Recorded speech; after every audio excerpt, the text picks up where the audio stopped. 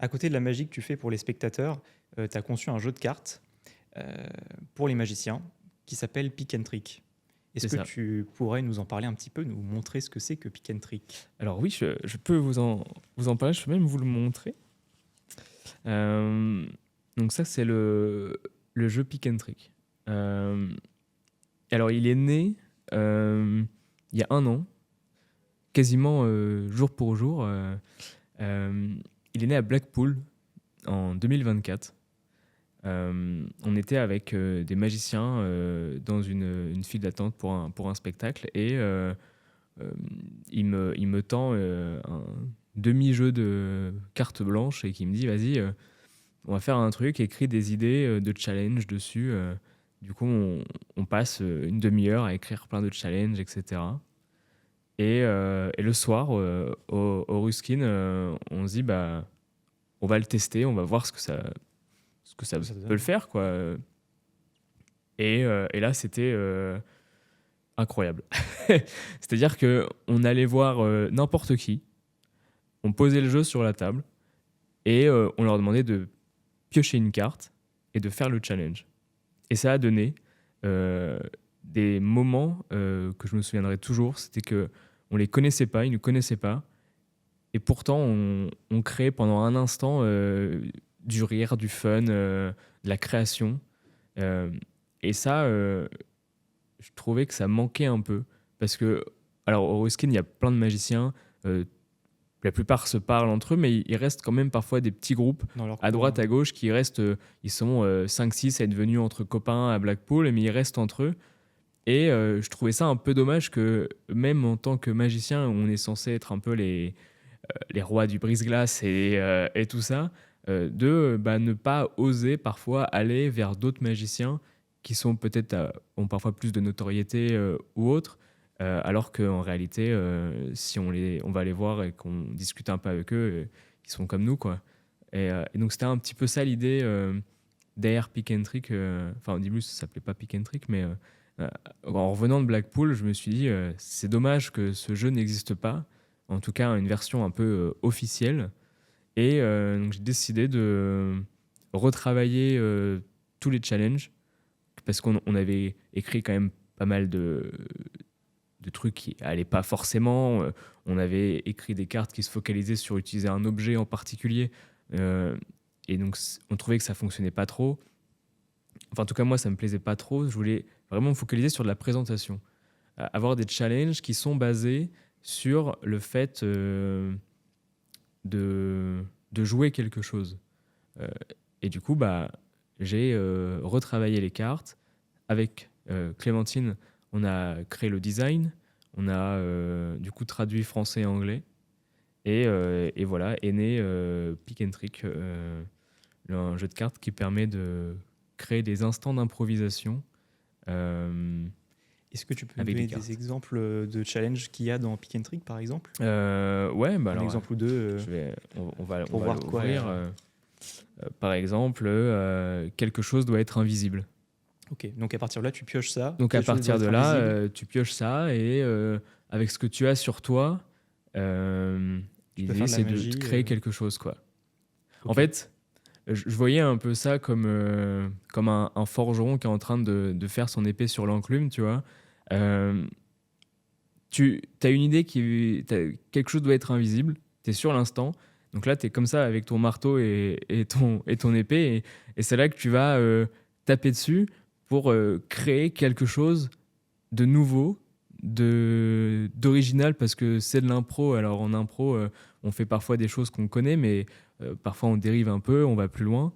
Et le fait que ça soit surtout dans la bonne humeur, eh ben, on peut tenter des trucs qu'on n'aurait pas tenté en public, parce que ça reste un jeu qui est fait pour entre magiciens, en tout cas à la base. Et ben, on se permet des choses qui parfois fonctionnent bizarrement, et on se dit, ah mais ça peut en ouais. faire quelque chose en fait.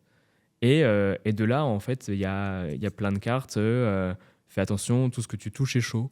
Euh, euh, Tiens, ça c'est. Il y a des cartes qui sont dedans et qui sont faites pour sortir aussi un peu des sentiers battus. parce que ça peut jouer dans un groupe de 7 personnes, mais il y a des cartes comme celle-ci, fais un tour de magie avec 2 groupes de personnes différentes qui vont en fait t'obliger à aller voir d'autres groupes. Ça te permet de sortir un peu de ta zone de confort aussi. C'est ça. Et ça permet du coup, dans l'idée, ce que je disais du Ruskin, de se forcer à aller voir d'autres personnes, d'autres groupes de magiciens, et ce qui vont en fait élargir la bulle de Pick and Trick et l'ambiance qu'il y a autour, quoi. Ouais, c'est assez génial comme concept. Et ça s'adresse à qui finalement ce jeu? Ça s'adresse à tout le monde. Enfin, en tout cas, tous les magiciens, que ce soit débutants, intermédiaires, avancés ou même pros, parce que peu importe ce qu'on va faire avec la carte, justement, il n'y a pas de limite de technique.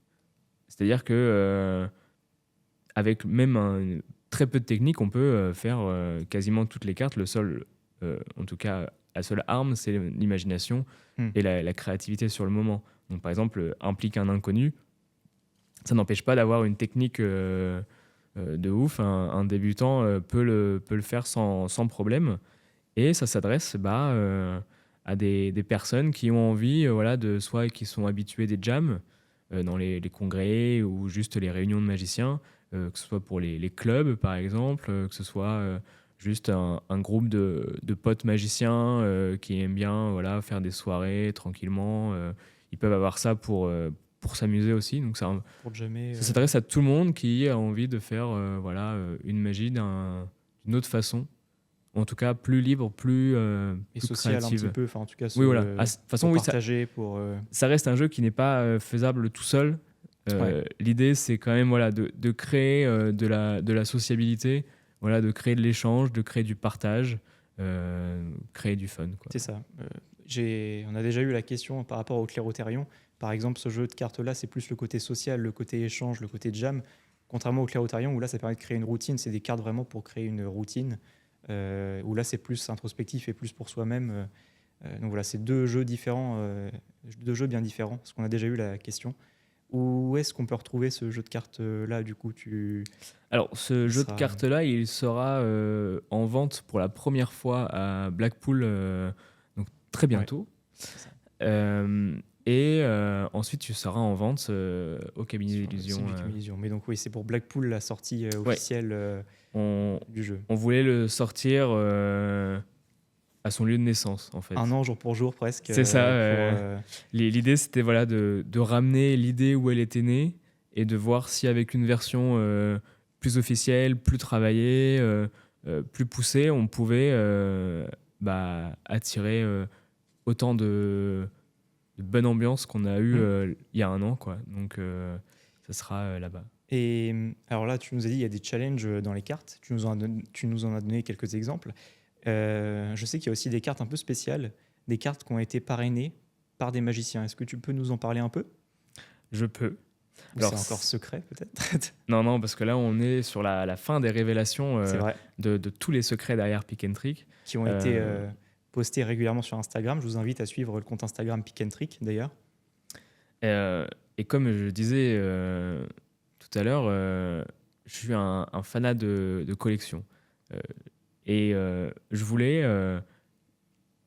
que les magiciens aient un peu le plaisir d'avoir des cartes un petit peu uniques, un petit peu extra. Et j'ai eu l'idée du coup de proposer des cartes que j'avais écrites à des magiciens en sachant qu'elles correspondent à leur magie.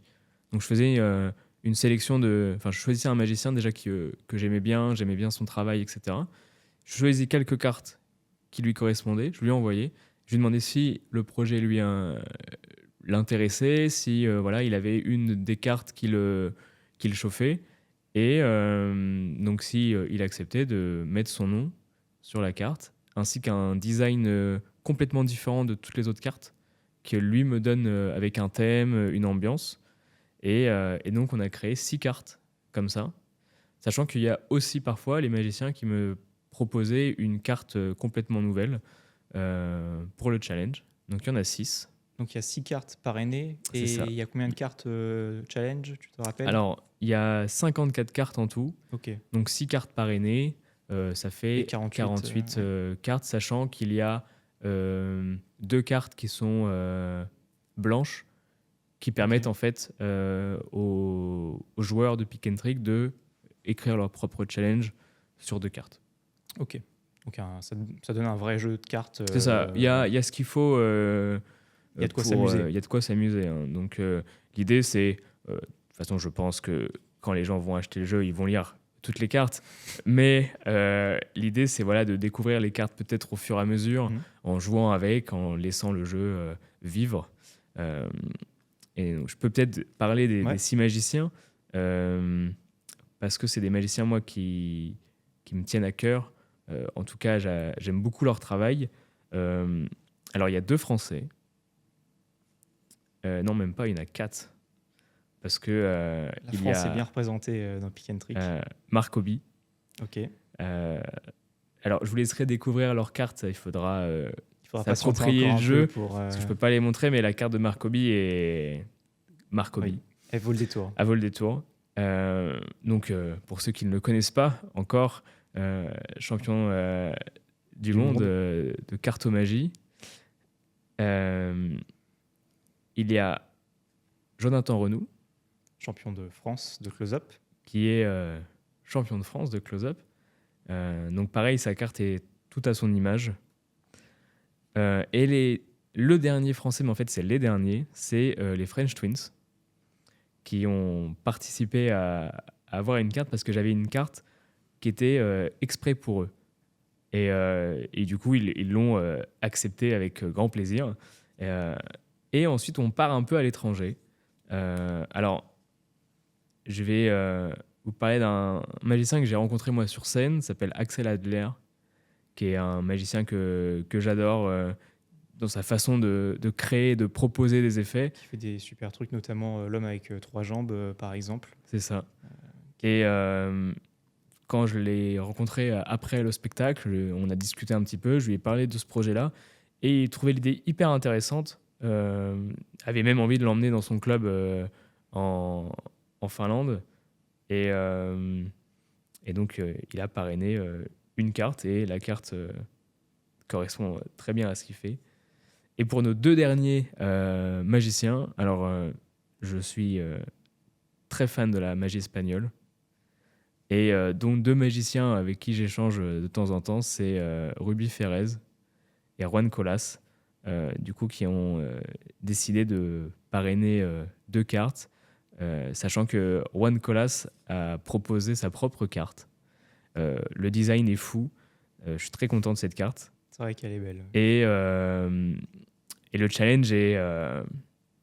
vous verrez. C'est- c'est- Nous faire un teaser comme ça, c'est pas très sympa. Ça arrive bientôt.